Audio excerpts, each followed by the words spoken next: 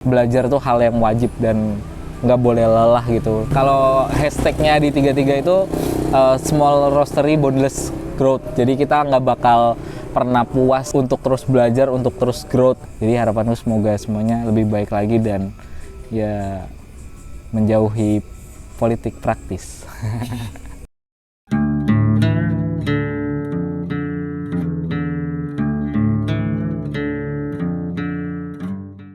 Action. Halo, Boleh Mbak. perkenalan diri dulu? Boleh? Yang dikenalin apa aja nih? Sebagai apa di sini? Oke, nama saya Rian. Di sini sebagai roastery. Nama roasterynya kebetulan 33 Micro Roastery. Mungkin seperti itu dulu sih. Sejak kapan Mas Tom memutuskan untuk terjun ke dunia perkopian? Kalau buat di dunia perkopian itu dari kurang lebihnya dari 2020 lah kurang lebih. Dari 2020 itu waktu pandemi. Jadi waktu pandemi aku pulang ke rumah ke Cirebon. Terus akhirnya bingung nih nggak ada kegiatan ngapain nih enaknya gitu. Terus di tahun sebelumnya di 2019 itu aku punya teman SMP yang itu sering ngajakin aku ngopi gitu loh. Jadi pertama kali awalnya itu udah rada lumayan seneng, terus akhirnya waktu itu orang tua kayak, ini ada kelas kopi nih, kamu nggak mau coba ikut apa? Nah akhirnya aku ikut lah di situ. Aku ikut, setelah itu aku ikut temenku di kayak dia punya tempat kopi gitu, aku ikut di temenku, terus akhirnya bisa kerja juga. Selain itu pindah tempat, terus akhirnya aku di awal 2021 itu aku cabut karena aku harus pulang lagi ke Semarang gitu. Semenjak di Semarang awalnya aku customer biasa, sering ngopi-ngopi gitu di Ngunjuk Kopi namanya.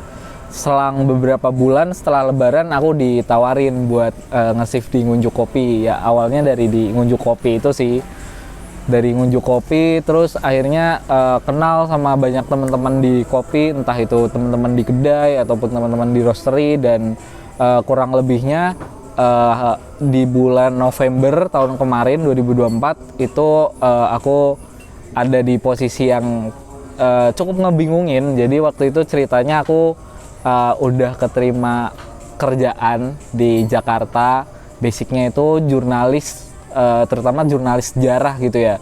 Di sisi lain apa aku harus stay di Semarang, tapi aku harus ngapain gitu stay di Semarang. Akhirnya aku dengan pertimbangan dan banyak nanya teman-teman, akhirnya aku buka roastery sendiri karena emang sebelumnya aku pernah di roastery juga. Seperti itu sih kurang lebihnya. Terus motivasi Mas Rian buka brand sendiri tuh? Sebenarnya kalau buka brand sendiri ya balik lagi ya, setelah ngobrol sama teman-teman yang lain, banyak teman-teman yang sekiranya ngedukung dan kayak nyaranin gitu loh, kayak kenapa sih kamu nggak coba buka brand sendiri aja, kenapa kamu nggak nge-marketingin brandmu sendiri gitu, toh juga ibaratnya secara fondasi insya Allah udah kuat, udah bisa, dan akhirnya aku bikin sendiri dan sampai sekarang masih terus belajar terus sih, sampai kapanpun tetap aku bakal terus belajar terus sih. Itu sih Mbak. Terus kenapa namanya 33? Ada kayak, is there something behind 33? Kenapa 33 gitu? Sebenarnya nama 33 itu tuh ini sih apa namanya, akhirnya nama terakhir tuh itu. Jadi awalnya aku waktu itu mikir apa ya namanya ya. Waktu itu sempet juga karena aku seneng denger lagu sore. Aku waktu itu sempat mau namain namanya itu Aldu Salima, tapi kayaknya orang terlalu susah gitu loh buat ngapalin nama Aldu Salima gitu loh. Terus di waktu itu aku lagi seneng-senengnya dengerin lagi lagunya Perunggu. Terus akhirnya aku nemu lagunya 33 kali, dan waktu itu ada satu artikel gitu di Pop Hari Ini yang ngebahas tentang si albumnya Perunggu yang memorandum. Di dalamnya itu ada tentang ngebahas juga tentang lagu 33, dan di sisi lain aku milih 33 karena secara keyakinanku itu berhubungan sama bilangan tasbih sih Mbak. Jadi bilangan tasbih itu kan kurang lebihnya 33 kali, dan di dalam kandungannya pun juga menurutku sendiri itu ada beriringan sama doa-doa yang bakal tak jalanin ke depannya gitu sih. Dan kayak kita ngerasa bahwa semua yang kita lakuin, semua yang terjadi, apa yang bakal kita lakuin ke depannya itu juga nggak lepas dari semangat dan doa-doa, dan kita harus selalu mawas diri gitu sih Mbak, dan nggak cepet puas seperti itu. Next, ceritain dong awal bikin brand 33 Roastery ini, mungkin kayak secara teknis atau stepnya dulu, mungkin rencana nama dulu atau apa dulu, terus so far perjalanannya 33 kayak gimana? Oke, kalau dari awal ya itu sih balik lagi, ini kan nyambung yang tadi ya, setelah nama itu aku bingung kan, ini kayak mau desainnya kayak gimana sih gitu. Terus akhirnya kebetulan aku ada temenku yang emang dekat dan dia emang sering ngedesain juga. Akhirnya aku minta tolong tuh ke dia, Mas bisa nggak nih desainin, tapi aku maunya gini. Akhirnya setelah kita ngobrol apa segala macam itu udah mulai jalan, udah mulai desain, udah mulai ada. Setelah itu udah terakhir itu mulai aku minta temanku juga yang dia emang biasa ngerosting, yang di roastery juga, dan temanku juga itu buat kayak sedikit-sedikit minta tolong, dan emang sekalian aku belajar juga sih di sana gitu. Dan akhirnya yaudah setelah itu mulai kurasi green bean, ya sekiranya mana yang bakal kita line up pertama itu. Dan balik lagi itu juga nggak lepas dari teman-temanku juga yang emang ada di dunia kopi, terutama di roastery juga, teman-temanku yang di Semarang, teman-temanku yang di Cirebon juga bantuin juga, saling ngobrol juga. Dan akhirnya di Desemberan itu kita ngerilis kopi untuk pertama kali gitu sih. Dan terus tadi apalagi? Sorry. So far perjalanannya alhamdulillah banget, perjalanannya cukup lancar. Jalan ke bulan keempat, atensi dan teman-teman itu bahwa pas kita rilis itu juga seneng, terbantu, dan bagi mereka itu suatu hal yang fresh juga, suatu hal yang baru ya. Alhamdulillahnya sih seneng ya so far. Tapi balik lagi kayak perjalanan masih jauh gitu loh. Jadi kita pun juga di sini masih terus belajar tuh hal yang wajib dan nggak boleh lelah gitu. Kalau hashtagnya di 33 itu small roastery boundless growth. Jadi kita nggak bakal pernah puas untuk terus belajar, untuk terus growth gitu, karena itu hal yang nggak bakal ada habisnya sampai kapanpun gitu. Dan kata mikro sendiri itu mungkin ada beberapa teman-teman yang bilang kayak bahwa kayak wah kecil nih, tapi itu bukan dipahami sebagai hal yang kecil, tapi entah walaupun kita kedepannya nanti udah sebesar apapun, kata mikro tuh jadi pengingat bahwa kita tuh tetap entitas yang kecil dan terus berkembang dan terus belajar sampai kapanpun gitu loh. Kayak ibarat kata kita tuh kayak pembelajar yang sampai mati gitu loh. Jadi kita tuh berhenti belajar ya kalau kita udah nggak ada. Itu sih kurang lebihnya. Mas Dan eksekusinya di mana ngerostingnya? Kalau buat ngerostingnya aku masih ikut temenku. Aku dibantu sama Coffee Mason. Aku ngerostingnya di daerah Wonodri, di belakang Rumah Sakit Rumani. Di situ sih kita ngerostingnya biasanya seminggu sekali sih gitu. Terus apa yang bikin Mas Dan tuh berani bikin brand ini, meskipun ngerostingnya itu masih ikut teman atau bisa dibilang nomaden? Sebenarnya keyakinan yang paling awal banget, intinya aku waktu itu nggak mau buka, aku dan teman-teman yang lain itu udah punya pondasi yang kuat. Jadi aku nggak mau ngebangun sesuatu itu langsung tinggi, melejit jauh gitu. Tapi yang paling penting adalah pondasinya dulu sih. Dan menurutku pribadi, secara pondasinya sudah lumayan gitu. Tinggal kita belajar lebih jauh lagi, seperti itu sih. Terus ada nggak tantangan yang selama ini dirasakan? Mungkin tantangan yang paling keras aja, mengingat Mas Dan tuh masih nomaden, terus Mas Dan juga masih kuliah kan? Ya. Nah, terus juga cara kiat-kiat Mas Dan untuk ngatasinnya itu gimana? Sebenarnya kalau diomongin kendalanya atau apa, namanya kita baru awal buka, otomatis masih perlu pengenalan lah ibarat kata, karena kan namanya orang baru mulai punya brand baru, otomatis kita harus ngenalin brandnya secara sedikit-sedikit. Dan alhamdulillahnya sih udah lumayan sih, maksudnya paling enggak orang-orang udah cukup aware dengan adanya kita.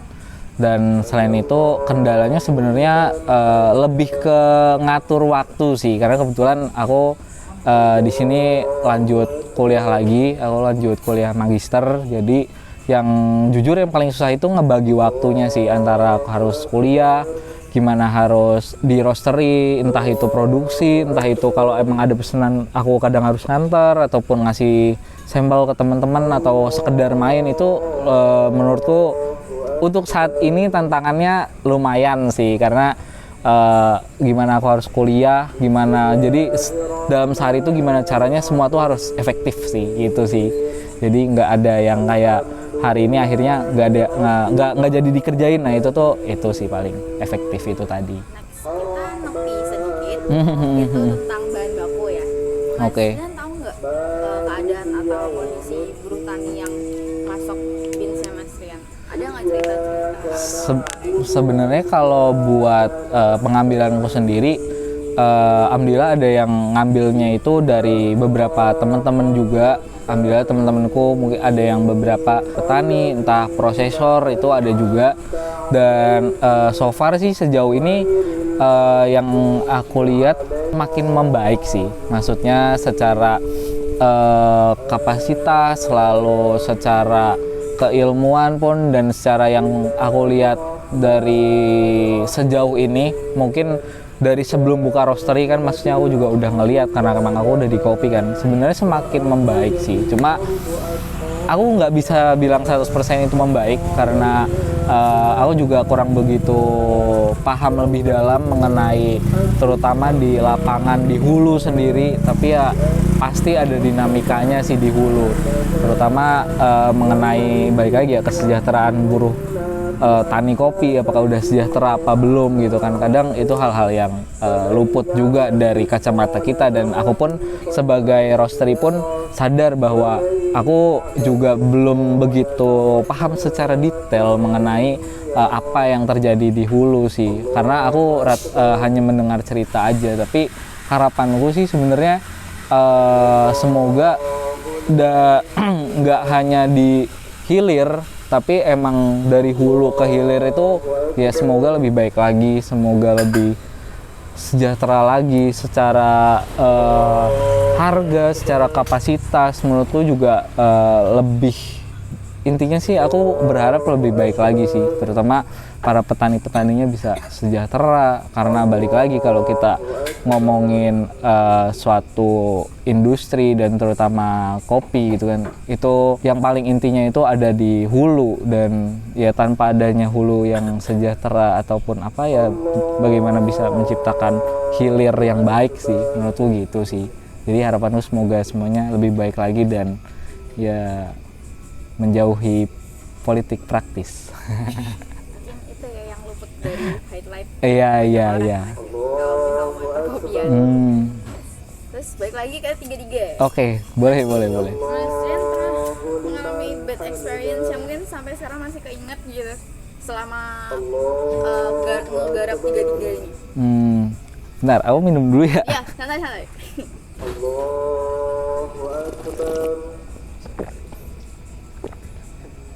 Bad experience tuh contohnya kayak gimana? Bisa ada contohnya nggak? Mungkin krisis manajemen atau apa gitu. Sebenarnya kalau bad experience itu jujur aku selama ngerunning ini masih belum terlalu yang ngalamin yang bad banget gitu sih. Masih enjoy ya? Masih yang enjoy sih, karena ya balik lagi sih emang insya Allah basicnya karena emang ngelakuinnya seneng gitu. Tapi iya mungkin kalau dibilang bad yang iya manusiawi sih badnya, karena emang balik lagi aku harus dalam 24 jam itu harus ngebagi waktu antara kuliah dan roastery gitu ya. Kayak hari ini harus ngapain gitu. Itu yang masih sampai saat ini masih terus aku sesuaiin sih, usahakan gitu. Itu sih paling. Kalau yang bad experience banget alhamdulillahnya belum ada sih. Mas Rian punya gambaran ke depan nggak di 3 roastery itu mau digimanain? Planning buat mungkin 1 tahun, 2 tahun, 3 tahun ke depan itu udah ada memperluas pasar lah, terutama itulah kurang lebihnya ya. Ya kita jualan atau apapun pasti inginlah memperluas pasar gitulah, entah dalam bentuk apapun kan. Itu sih kedepannya 33 itu bukan sekedar hanya ekspansi gitu kan, tapi di dalamnya pun ada orang-orang yang emang ngebantuin kita dari dulu, dari awal. Balik lagi sih bahwa kata berkembang atau apa ya masih sama dengan hashtagnya 33, bahwa kita nggak akan pernah lelah untuk terus belajar, untuk terus growth gitu. Nah, jadi yang kita omongin di sini itu bukan hanya sekedar ya kita sadar kita butuh kebutuhan yang emang dasar lah, entah itu sandang, papan, pangan, tapi kalau menurutku pribadi bahwa hal-hal itu tuh hal-hal yang penting, tapi kadang dikala yang penting ada yang lebih penting gitu. Dan menurutku yang lebih penting buat 33 sampai nanti itu gimana caranya kita terus bertumbuh, kita bisa terus belajar, bisa ketemu teman-teman, terutama teman-teman di entah di hulu entah di hilir. Balik lagi karena kita juga senang juga bisa ketemu teman-teman semuanya, bisa ngobrol, bisa berjejaring apa segala macam. Gimana cara Mas Rian menjaga kualitas produk? Dari pemilihan kurasi green bean pun kita jaga, kita lihat pas saat produksi pun juga kita punya ada namanya planning roasting, itu dari setiap kopinya itu mau dibuat seperti apa. Setelah jadi kita ada proses cupping yang kita lakukan beberapa kali untuk melihat sejauh mana flavor dari kopi yang kita rilis dan apa kekurangannya. Dan emang sekalipun itu dalam tanda kutip itu emang tidak bisa dirilis, tidak akan kami rilis seperti itu. Dan kalau buat sampai ke tangan temen-temen, kita biasanya sering ngelakuin maintenance sih, kayak ini kopinya gimana, ada kurang apa yang harus diperbaikin. Karena balik lagi, growth kita pun juga dibantu sama temen-temen lain gitu, kayak ibarat kata teman-teman ini yang ngasih kita rezeki lah. Masa kita dalam tanda kutip menolak entah masukan, entah apa, dan kita masa menolak untuk bertanya kepada mereka tentang produk kita gitu kan. Itu juga menurutku suatu hal yang tidak baik gitu, karena baik lagi kita bertumbuh pun karena teman-teman yang ngambil produk kita juga. Jadi semua sama-sama bertumbuh, dan kita gak mau bahwa kita itu tidak menjaga kualitas ataupun produk kita dengan baik gitu. Iya, tetap ada controlling di before sama afternya seperti itu. Last one. Oke. Pesan Mas Rian untuk orang-orang di luar sana, especially orang-orang muda kayak kita yang mau memulai brand atau usaha.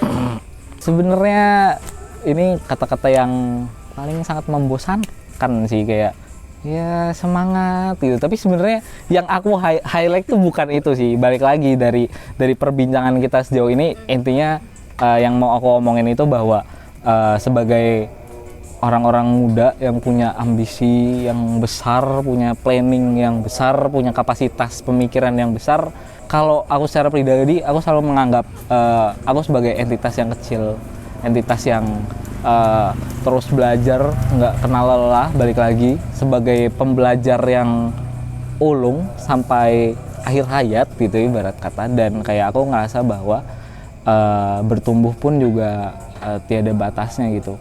Kecil sedikit demi sedikit apapun yang kita lakukan, ya kita tidak boleh cepet puas sih sebenarnya. Intinya kita nggak boleh terlalu meninggi gitu. Tapi gimana caranya kita itu harus terus merendah gitu. Kita ada selalu sebagai gelas kosong yang selalu bisa diisi dengan banyak hal. Dan balik lagi sih, karena meninggi itu suatu hal yang tidak baik dan akan menimbulkan hal yang tidak baik pula ke depannya. Jadi tetaplah merunduk, itu sih ilmu padi. Jadi tetap merunduk tetap intinya kita harus semangat untuk terus belajar dan nggak cepat puas. Ya mungkin problem yang kita rasakan juga kalau kita cepat puas merasa ada di atas pun juga nggak baik, tetaplah merunduk itu kalau dari aku. Sama masih bernafas, masih bertumbuh, masih belajar, intinya gitu. Sampai liang lahat ditutup, itulah proses belajar telah selesai gitu.